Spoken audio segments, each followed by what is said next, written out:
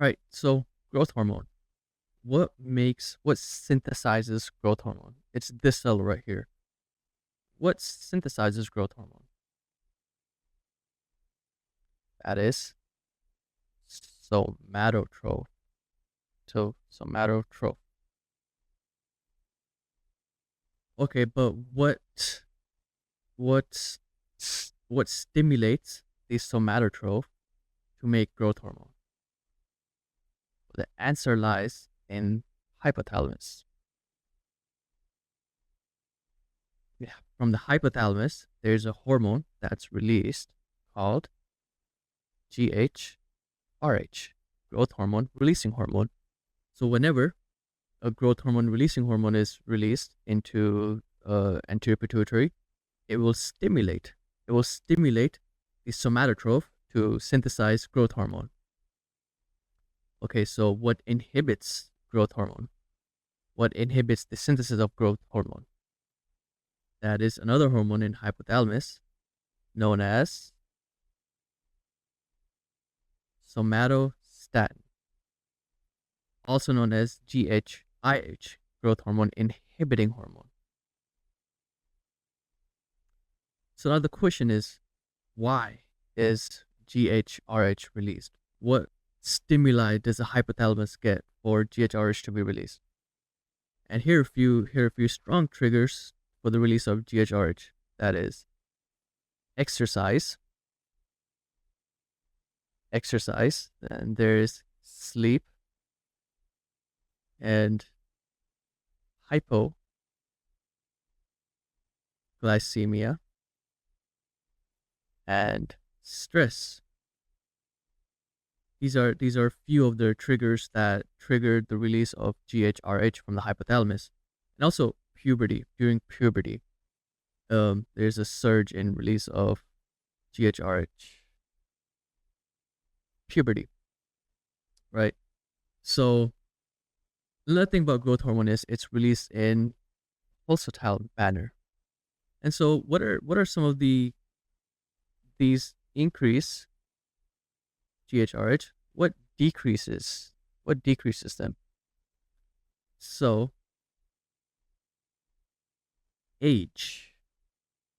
As we age, the growth hormone decreases, and obesity is another one. Obesity and hyperglycemia.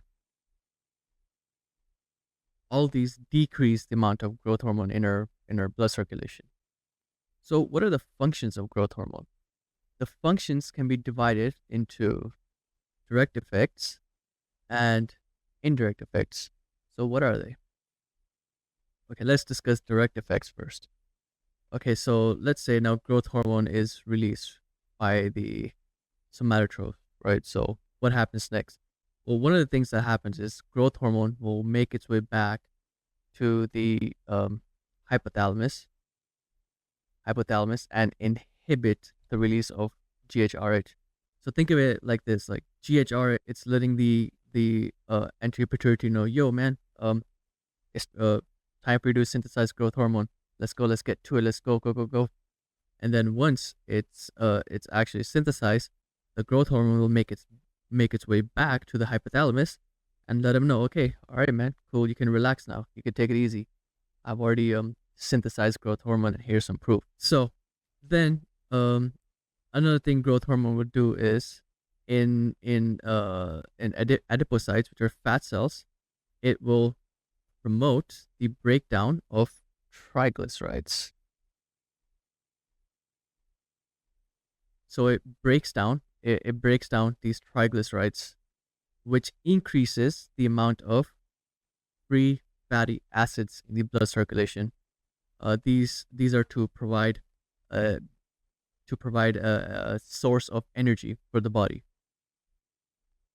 Next, in the liver. So when the growth hormone goes to the liver, it will increase gluconeogenesis. So that means it's increasing the amount of glucose in our body, in our blood circulation. But interestingly, it will also in the peripheral cells and pretty much all the other cells, it will decrease the amount of glucose uptake. This is known as a diabetogenic effect. But now here's a question. So now we have a good amount of glucose in our body, and it's not being, a good amount of glucose in our blood, and it's not being uptaken by our cells.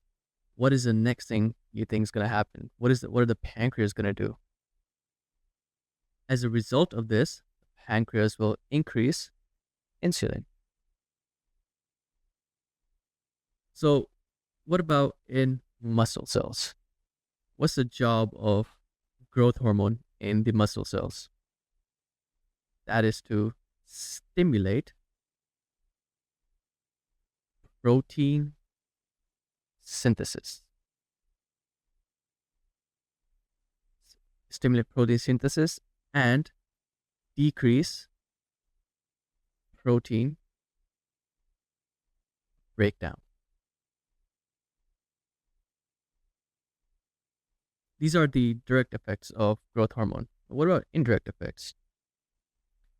So when growth hormone will be released, it's going to make its way to the liver, and in the liver, it will secrete from the liver, it will secrete something known as IGF-1,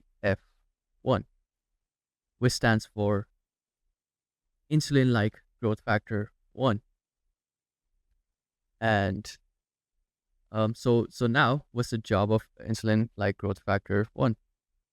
Is to go to muscles, and here in the muscles, it will increase the uptake of amino acids.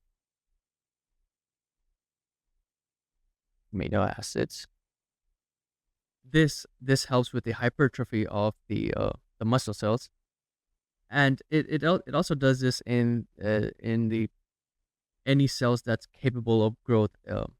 It will uptake the amino acids in that cells as well, especially muscle cells though. Okay, so now what about in the bone here? What kind of effects will it have on the bone? Well, it's gonna help the bone grow, something known as linear growth. So growth hormone is one of the major hormones that makes us taller during puberty.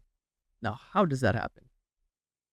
I'm sure you already know this thing right here. This is called the epiphyseal plate, or the growth plate. So within the growth plate, there are three cells that we need to be aware of when it comes to the cell growth. When it comes to bone growth. The first one is chondrocytes, then is osteoblast and osteoclast.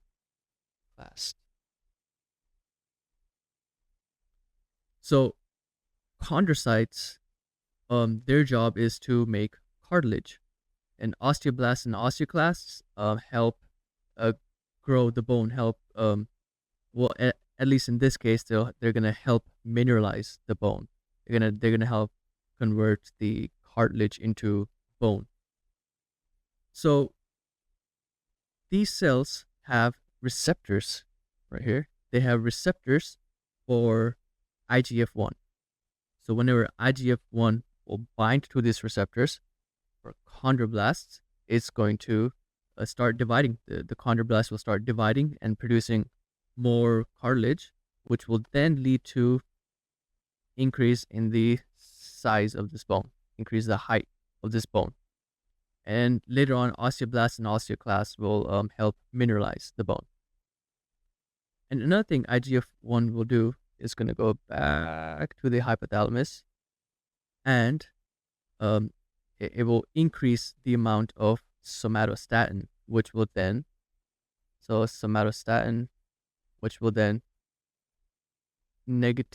which will inhibit the somatotrophs from releasing growth hormone. Thank you very much for watching this video, and if you found it helpful, make sure to like and subscribe and share with someone who might be struggling in this topic. Go make their day.